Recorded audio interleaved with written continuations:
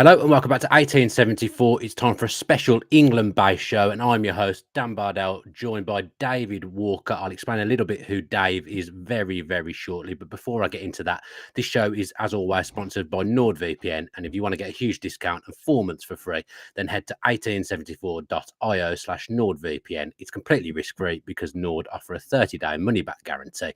And also, it's a quite handy way of watching a little bit of extra football. So yeah, check out what NordVPN can do. As I mentioned, I'm absolutely delighted to be joined by David Walker. Dave does the England pod, the newly released England pod. It's absolutely flying when you look through the Apple podcast charts. And he's also on Football Cliches as well, for those of you that listen to that. So a high caliber of guest joining me this morning. Dave, you're here, though, to focus on England. Do you want to just explain a little bit about the pod you do with Ali Maxwell and George Ellick?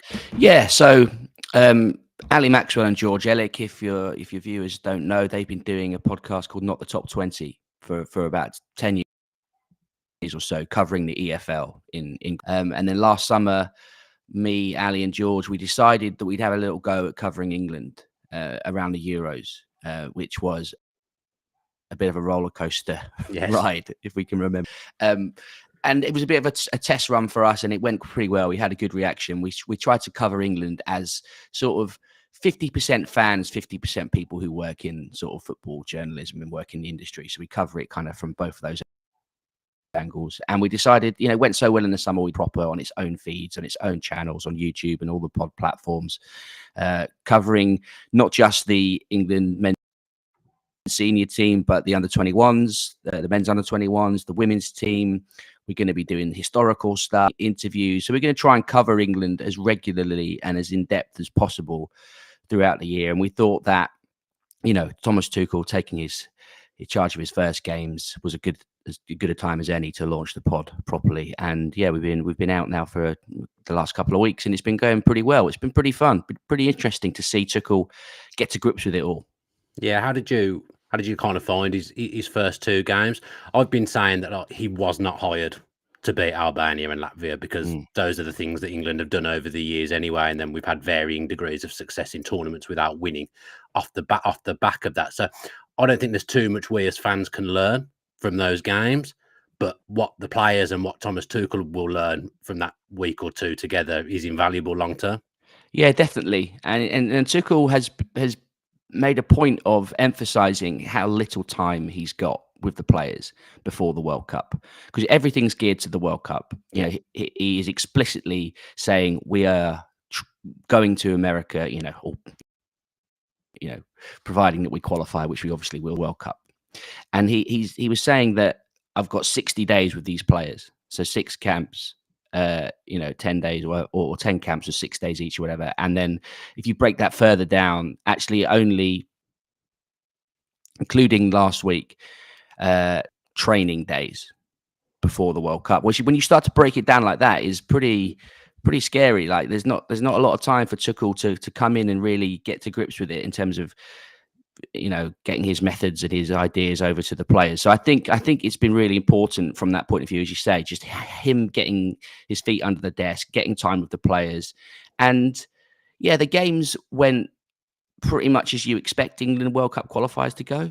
A 2-0 and a 3-0 against sort of low-ranking opponents. Yeah, Albania are a bit better, well, quite a lot better than Latvia. But I still think, and we talked about this on the pod quite a lot, that there are nuggets of information and little bits of interesting and potentially exciting, information to be gleaned from these games, even though the headline might be routine victories. I think there were some interesting things going on the pitch in terms of how he played and also who played. Yeah, I think as well, as Villa fans, I think this was a really intriguing and an interesting international break.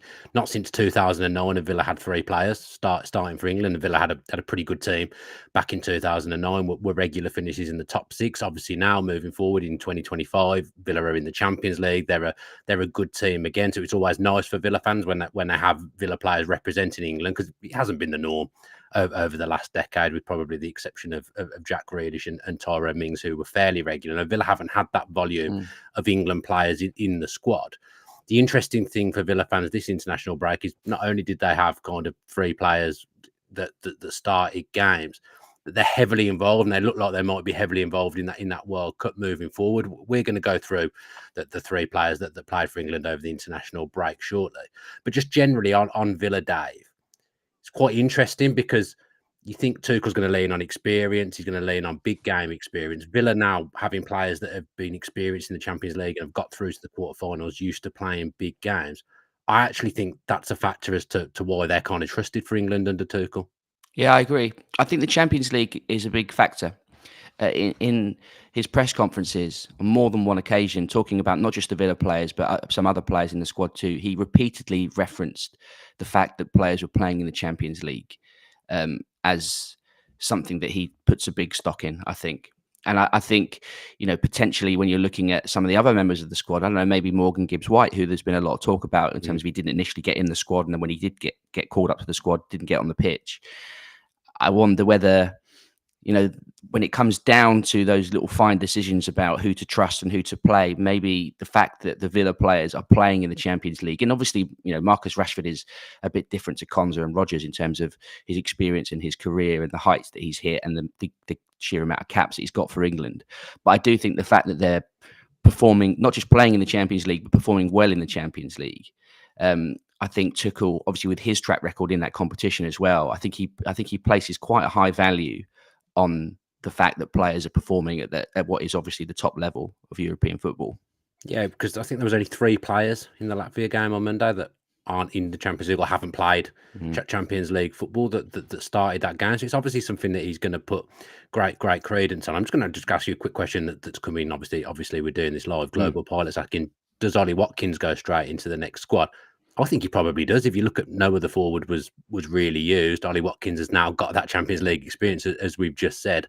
I think considering he didn't go to the first international break under Tuchel, his stocks maybe stayed where it was, or maybe even rise a little bit, because I think at the moment he's still the backup to Kane. Yeah, definitely. I think he is. I mean, Solanke got into this squad, but again, didn't feature. And our options in the striking department behind Kane are fairly limited, and Ollie Watkins is the obvious number 2. I mean, he'll forever have that moment of scoring that goal in the semi-final against the Netherlands last summer, and I think he will consider himself to be the number 2 striker, and he does offer things that Kane doesn't. Kane is obviously the leader, the captain, elite finisher, can be trusted in big moments, but Tuchel has talked a little bit about how he wants to play, maybe not so much against the teams that we've played so far, because they were very defensive in the main. But when you're playing against maybe better teams and you have to do a bit more work off the ball, out of possession, Watkins can obviously offer you that ability to counter press, and playing on the same pitch as his Aston Villa teammates as well. If Rogers or Rashford, they're very good at it as well. So I think he has a role to play, and I think it was only because he had that slight injury that he didn't get in.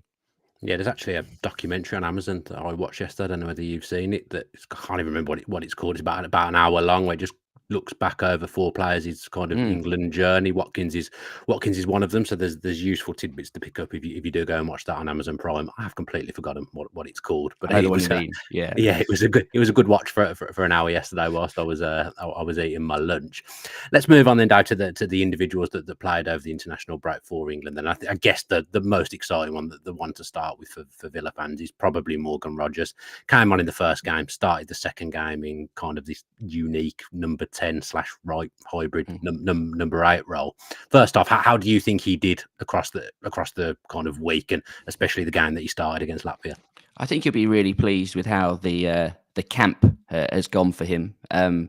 He's in a position that he's competing with a lot of good players, right? In terms of maybe playing in one of if we play a 4-2-3-1, he can obviously play off the right or the left. He can play in a number 10, a more central role. He can play number 8. I know he's shifted about a little bit for Aston Villa, this season and since he's joined. But I think he did really well. I think perhaps took advantage of the absence of Cole Palmer and the continued sort of struggles at England level of Phil Foden.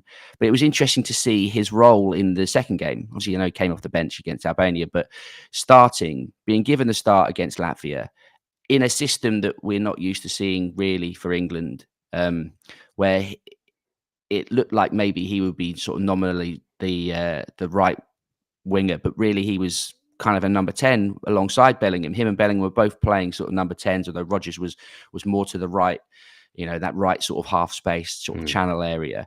And then later on, once the subs came on, he did kind of move even further out right and sort of played more on the wing. But I think he did really well. I mean, by his own admission, I think he said like first half, maybe he was in the game, but a little bit scrappy. There were a lot of sort of rushed shots from England players, Rogers included, who were trying to make things happen, and the Latvia were defending so deep, it was ridiculous.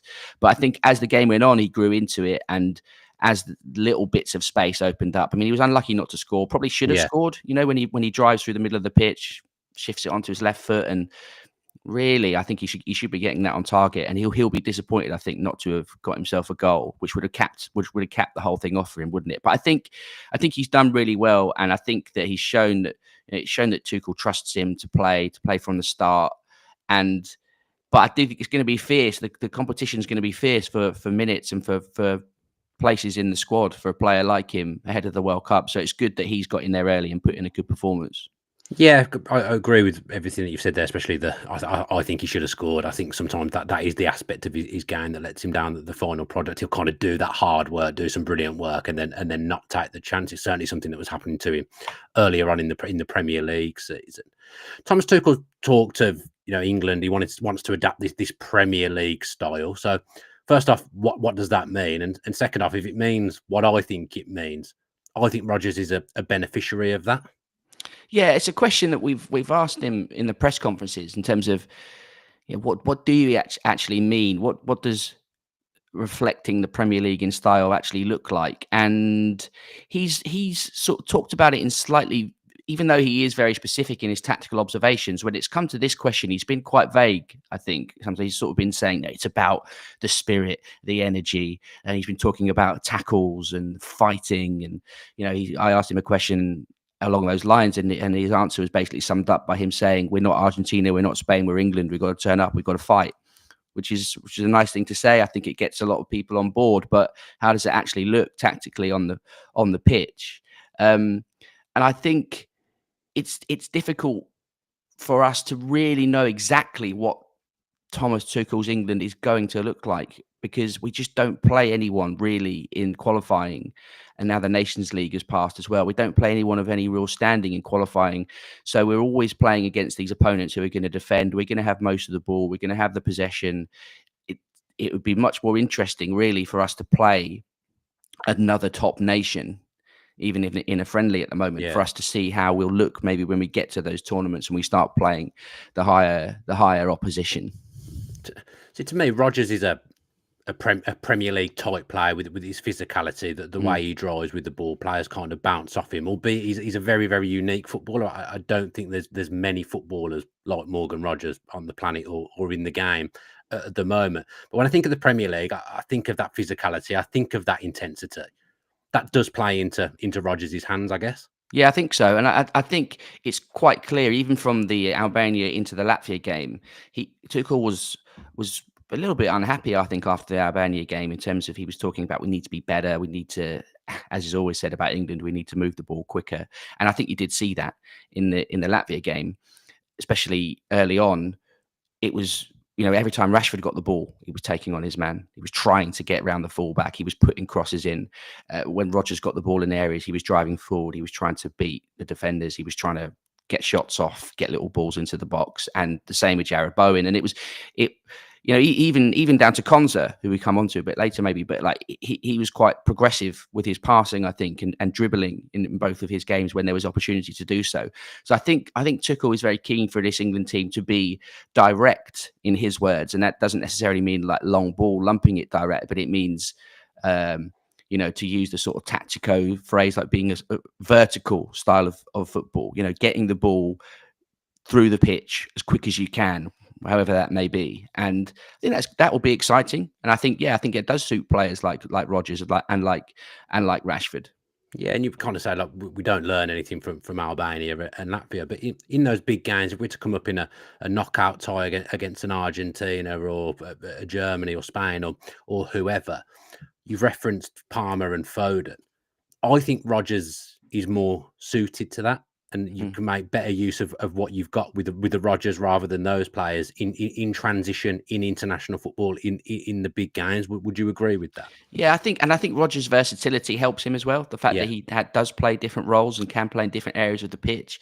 I think as well. What's interesting to me about Rogers, as someone who's not a Villa fan and someone who has a bit of distance from it, he's obviously come to Villa and he's broken into the team and he's now doing really well. But you could be forgiven for thinking that this is a player. You signed him from Middlesbrough. He's kind of a young player who's coming up, but easy to forget that he was at Man City. mm, Not too long ago. And ITV did a nice package on him before the yeah, I Latvia watched game it. where, he was talking about him and Jude Bellingham coming up through the age groups for England. And at one stage, people thought that Rodgers might be the one to make the impact at the senior level before Jude Bellingham. And, the guy has got serious talent and serious pedigree. And I don't know, I suppose there might be a danger that he leaves Aston Villa one day and he goes on to another club. But I mean, you're obviously doing well enough at the moment to feel like you could keep him. But he's a serious player, and I think he should be in the same bracket as Foden, as Palmer, as Bellingham. Those are Yeah. the guys that he's competing for minutes with, and at the moment he's going toe to toe with them and holding his own, I think. Yeah, obviously, scoring hat tricks in the Champions League, and you're right to say he's good tactically as well. But working under Emery, when Rodgers first came a year ago, he was nowhere near the player he is now, kind of off the ball. But he's learnt really quickly what Emery wants, and he's gone from being the young player that's trying to learn that maybe off the ball doesn't offer the things that Emery wants, to week in, week out. Emery's going to pick him. He's one of the first 2-3 names on the team sheet every single game. Barely gets a rest, so he must be good tactically for Emery to trust him to that volume of games, and that'll read well with Tuchel as well, who's going to ask a lot tactically of his players, especially in a tournament. Yeah, I think so. I think you've seen already in the post match interviews, especially Tuchel talking very specifically in a tactical sense, in a way that you didn't really hear from Southgate Yeah, too often. And I level up in that sense from Southgate. He's different. And not to knock Southgate, I was a big fan of no, his, and he did really well in his whole job there. But I think we've got a different coach now, and I think you can see from talking to the players as well, hearing Harry Kane talk about him, who obviously worked with him at Bayern. They have a different. I think they all have a respect for Tuchel in terms of what he's done as a coach, and I think he will be demanding tactically. I think he's already spoke about his desire to, or his thoughts that he's got about maybe changing the system from game to game and different ways that we can play, and he wants players who can be flexible. And I think you're right to mention Emery. As England supporters, the fact that Unai Emery is at Aston Villa and has done so well, it's a really good thing for England, because the English players playing for Aston Villa really benefited from working under a coach like Emery, and it can only be a good thing for us. yeah, I agree with you as well that I liked Southgate. I was a big Southgate advocate, a big fan of him, but whilst realising that he had limitations and he did do things sometimes that really, really annoyed me. But Lewis Skelly's a prime example. Under Southgate, when someone's playing left back, you felt like, well, they're playing left back. They can't really deviate from where they are. But we saw with Lewis Skelly across the two games, dropping into midfield like he does for Arsenal, that he was just a more mature setup. And I really think that will suit Rodgers. Definitely, and oh god, thinking back to the Euros, I know it was injury enforced, I think, but watching Trippier play at left Painful. back, and try and play as a traditional sort of left back, but then never being able to go outside and play the balls down the line because he wanted to use his right foot. And seeing Lewis Skelly, he's played both games and has done really well, but he was a bit more of a conventional sort of left back in the first game, gets the goal on the overlapping run. But then the second game, he was playing midfield. He like from the first whistle, he was right tucked in alongside Declan Rice, playing in the centre of the pitch, which is good to see. I think that's we will see that. We will see that sort of tactical shifts and flexibility, and we've obviously got players like Lewis Skelly and others who can do that as well. Yeah, but let's talk about someone whose position's a little bit more clear cut with England, Ezri Konsa, in that he's playing centre back. He's not going to deviate too far from centre back, although obviously he can play right back as well. Started both games for England on the international break. Do you think it's now his spot to lose, Ezri Konsa? Yeah, I think that's really interesting. We were trying to decide who we should give the England Pod's Campman award to. Oh, I like Who's it. the player with the best camp across the two games and across the week? And I actually put forward Konsa as to having one of, in terms of if you look to it and where he is coming out of it, I think his standing has really improved. He's had two really good games. I thought he was excellent against Albania. Like, he was getting on the ball, he was being brave, he was trying to, he played a really nice pass early doors, which I think Bellingham could, but it was a nice sort of ball over the top. He was dribbling when he could.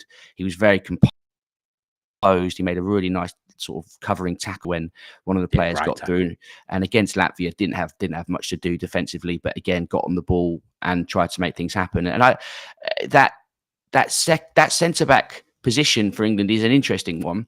If John Stones was fit, he would have. You'd imagine he would have been in there, and he's still the senior centre back. But obviously, he's getting a bit older, and he's having some problems with injuries. So maybe even his spot isn't absolutely nailed on.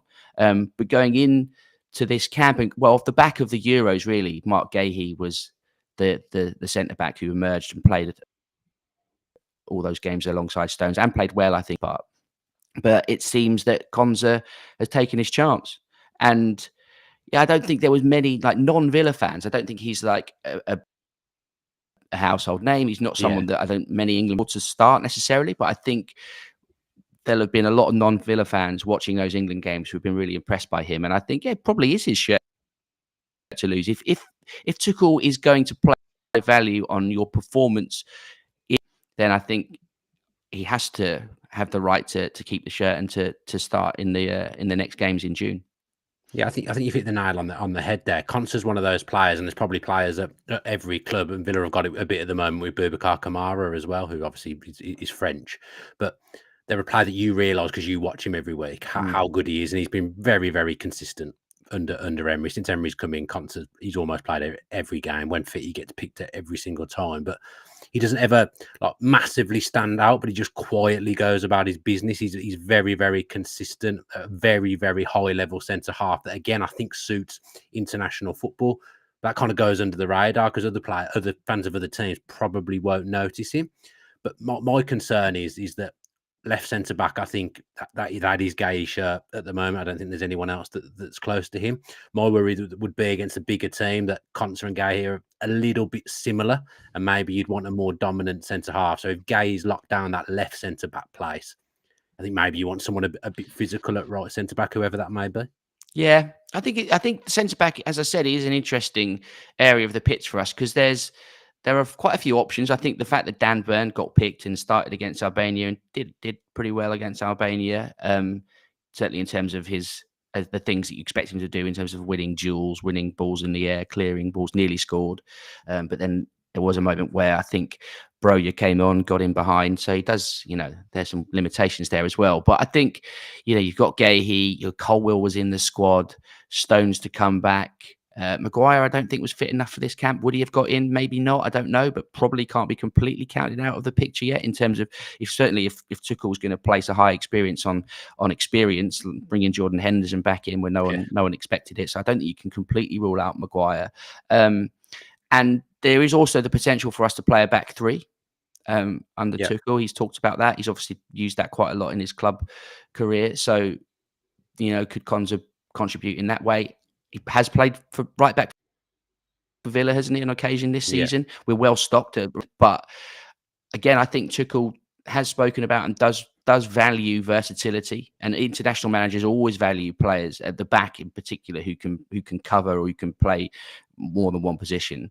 So I'd be pretty confident if I was Konsa of my place, but similar to Rogers, like there's lots of good players. There's lots of good players in this England generation at the moment, so no one's guaranteed starts and minutes, but all he can do really well.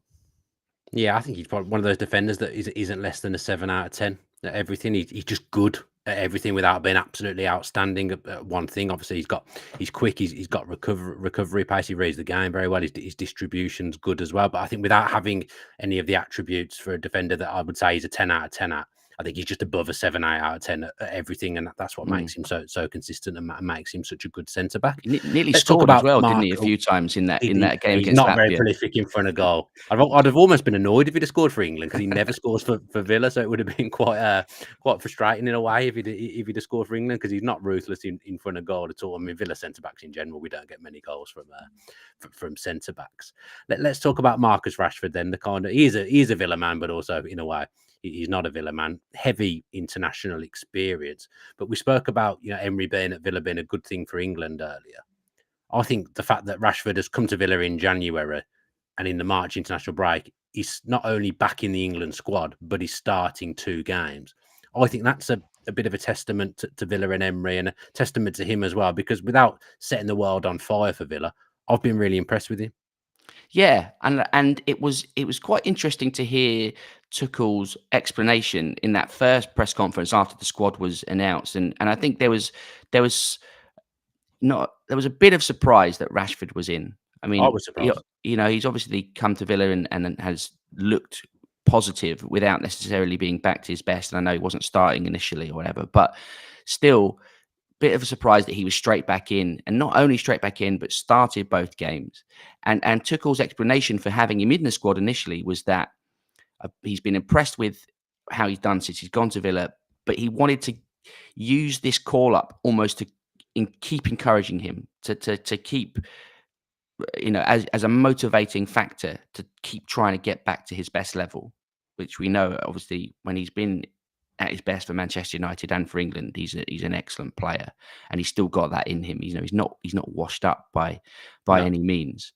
So that was interesting to hear. And it turns out he's started both games. He's had, maybe similar to how he's played for Villa, had little moments where he's looked threatening and he's seen flashes of his old self, perhaps without scoring or assisting or making much happen in those games, but playing well, I think, well enough, and showing glimpses of his best. And particularly, well, it was interesting to hear Tuchel sort of criticise him and Foden a little bit after the first game, just saying that we expect more from them. We want them to be more direct. We want them to affect the game more. Foden gets dropped for the second game. Rashford gets the start and was clearly told, take on your fullback, get balls into the box.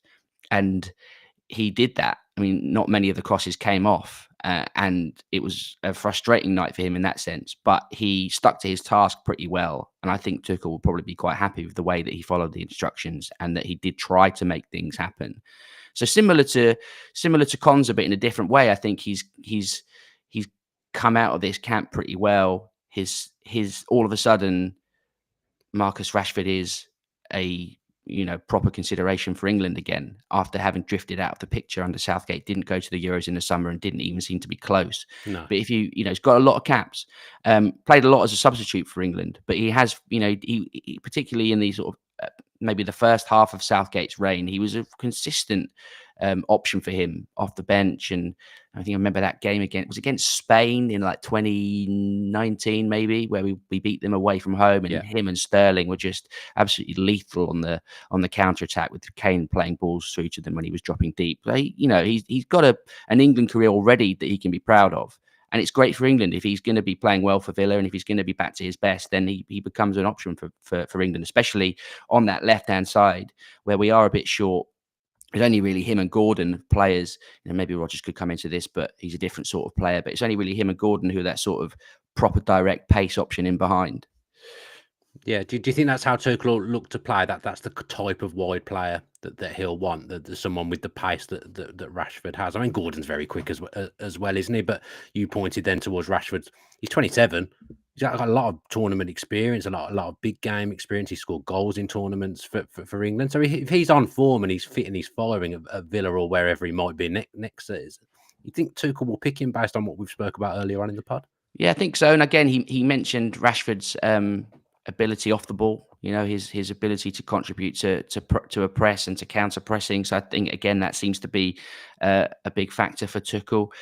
If we are going to play, if you're playing a 4-2-3-1, you probably do want a mix of wingers. If you've got Saka, if Saka's going to play on the right, obviously he does go outside his fullback sometimes, but he is obviously left-footed, so he will like to come in, and he's not a he's more of a ball to feet man, isn't he? Whereas if you want an option on the other side to stretch it, and it's making those runs in behind, maybe sometimes not even getting the ball that much, but just being that threat for defenders to think about and to stretch the game. So I think it plays well for Rashford in that sense.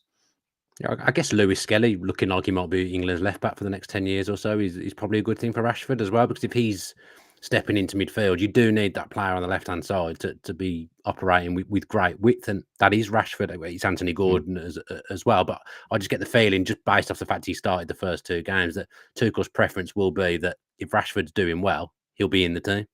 Yeah, I think so. It does seem that way, and I think, I think this summer is obviously big for Rashford in terms of what happens to him. Because I don't know. You'll know more than me in terms of whether there's any talk of him staying at Villa or what the situation might be. But he needs to keep going. He can't think that right, that's it, I'm back in the England team now, I'm playing well for Villa, like I'm back. Like he's obviously had some issues in terms of his form and his drop off, and whatever those are, he needs to obviously keep working hard and keep at it. As a neutral, I think, look, Villa will sign Marco Asensio. I think regardless from what I'm hearing, so that's a great thing. I think with Rashford, much will depend on how Villa end the season. If they qualify for the Champions League again, obviously there'll be a bigger budget. If they don't, I don't know what they'll do about Rashford's wages. But from Marcus Rashford's perspective, if Villa is an option in the summer and somewhere for him to go, I'm saying this as a Villa fan, so I'm wondering if you agree with me as a neutral. Based on what's happened already with him being at Villa and being back in that England team already, I think if he's got the chance to stay at Villa under Unai Emery, I think it would be silly to try and deviate away from that. I think you kind of got something here that's proven that it's going to work for you. Yeah, I agree. I think if he's enjoying himself at the club, if he's settled, in the air, I don't know if he's moved to Birmingham or whatever, probably, easily gettable to from wherever he lives in the Northwest. But I think it's about as much as it's the whole picture. I don't think it's just football for Rashford. He's a really good coach. If they're playing in the Champions League, that probably could be the thing. If you're Rashford and you're Rashford's agents, you're probably wanting to be in the Champions League. You've played there before. You want to be there. I mean, Man United aren't getting there anytime soon, so that's a good thing for Villa. Might win the Europa League. Well, maybe, yeah. So yeah, that probably is a factor, but I think it's about more than that as well. It's basically, is he happy? Is he settled? Is he in a healthy environment to get back to his best? So if it has, it's gone well so far, and if the money makes sense and all those factors can align, then I think it would make sense for him to stay. And I think Emery's a big factor as well. Like we said earlier, he's an excellent coach. I think players like playing for him, and it would make sense. It's always a gamble, isn't it? If you move clubs. So if he was to take another gamble, and I mean, where else would he go in the Premier League as well? That would be another interesting question. Or would he go abroad? I'm not sure. But if I was him, looking from an outside perspective, then you'd probably be pretty happy. Yeah. Just quickly, but before I'll let you go, I've already kept you for half an hour. Any other Villa players that you think could get in for England under Tuchel if they're playing for Villa every week and playing well? I'm thinking of kind of Tyrone Mings, Jacob Ramsey, because we spoke about centre back not being a kind of area where we're blessed with lots of players. Mings obviously being left-footed helps. He's got tournament experience for England previously. Ramsey was actually name-checked by Tuchel as well, wasn't he? Would it surprise you if either of them got back in or got in? I mean, I'd be a bit surprised if Mings, but I mean, I think the left-footed element always helps him. If we want to have a left-footed centre back in there, but as we discussed, a lot of options in those areas. Ramsey's an interesting one. Not a player that many people were talking about or were thinking about when it came to the squad. But on that announcement, that squad announcement day, I think he was asked. I think it was by John Murray on 5 Live. He was asked about the players who just were close to making it but didn't, and he name checked 5 players, and among them was Ramsey. He said he'd spoken to Ramsey personally and said, you were really close, you're in my thoughts, but you just didn't quite make it this time. I went with other options, but that means he's on the cusp of being in there, so that's got to give him confidence going forward. So I think it wouldn't surprise me if he was given a chance perhaps in the next games, which are in June. Yeah, Senegal and Wales. That's right. Yeah. Yeah, there'll inevitably be pullouts and stuff around the summer, won't there? So yeah, it'd be interesting to see if any other Villa players have an England future. They haven't got much time to sort it out, as we You discussed at the start. you can educate me here, actually, Dan. So tell me about Ramsey. Like, where would he fit into that England squad? Sort of what's his role at Villa, and how would he fit in for England, do you think? I think for England in the games like the games that we've just seen, if Bellingham wasn't there, for example, he could play as that left number 10. That's pretty much what he does for Villa, albeit it's a 4-2-3-1. Obviously, the left back provides the width Mm. in Villa's system. Unless Rashford plays, then it flips and it's the left winger and the fullback moves inside. He'd probably fit in there. I don't see him as being, because England won't play with a left kind of winger operating as a 10 like Villa do. Mm. So I think he probably wouldn't get himself into a best 11 at any point, but he'd be an interesting alternative to Bellingham. I would say Yeah. he's very good at driving with the ball. Okay. So maybe similar to Eze, Gibbs Yeah, White, that sort of thing. Yeah. yeah, he's got to get himself ahead of those two. I guess as probably did himself quite a lot of good, didn't he, in Yeah. that last game by doing what Tuchel wanted his wide players to do. But yeah, he's probably in competition with them. I would say. I was a little bit surprised he was name checked because he's had a lot of turbulent time with injury. But before he had the injuries over the last year and a half, he was absolutely brilliant. Probably one of the first names on the team sheet. Rogers has kind of usurped him now, but Ramsey's a brilliant footballer when he's fit, and he is just starting to get near to his level again. He just needs to stay fit for the running, I think. Yeah. Oh, yeah. I think it's interesting, and I think it we're still in we're still in the infancy of the Tuchel era. So I still think there's opportunity for players to get in there and to stake a claim, and that's an exciting thing, I think, as England fans. We became very used to a certain way of playing and having a very largely consistent squad under Southgate, and it's a bit of a reset now. So I think it's all up for grabs. If you're an English player playing in the Premier League, playing in the Champions League, you've got a chance. Yeah, I honestly, I enjoyed this international break. I found November very, very tedious, but I enjoyed this international break and felt it was a good international break for England. And when I put my club hat on as well, I think it was a good international break for Villa, particularly for those England players. So yeah, I couldn't have had a better guest with me to talk through that, Dave. So thanks ever so much for joining me. Just want to plug the England pod again, plug football cliches, plug anything else you'd like to plug. Yeah, those are the two things. So yeah, if you like England, you follow England, follow the England pod. It's on all the pod platforms. It's on YouTube. It's the England pod on socials, Instagram, TikTok, and all that. And Football Cliches is a very different show. 5 years in, worked out how to explain it in a nutshell. Essentially, we talk about the language of football, but we do more than that, and we have fun. There's not much else like it, so check that out as well. Yeah. When we were both on the Athletic, I said something on an Athletic pod, and what I said got analysed on Football Cliches. Okay. Which was it was an injury. To be honest, that was a career high. Yeah, badge of honour. Yeah, it was nice to be. I think what I said ultimately didn't make sense, but it was discussed on Football Cliches, which was a big moment for me. So yeah, thanks, mate, for coming on. It's always a pleasure to talk Villa in England with an expert. So thanks ever so much for joining me. And I'm sure maybe we can have you on again at some point if there's a relevant Villa and England topic. So thanks to everyone for watching and listening as well. It's really, really appreciated. There will be a match preview show for Villa's big FA Cup quarter final against Preston tomorrow. So watch out for that on the feed, whether it be video on YouTube or audio. Don't forget to check out Dave's podcast as well, particularly the England pod. And I will see you tomorrow. So up to Villa.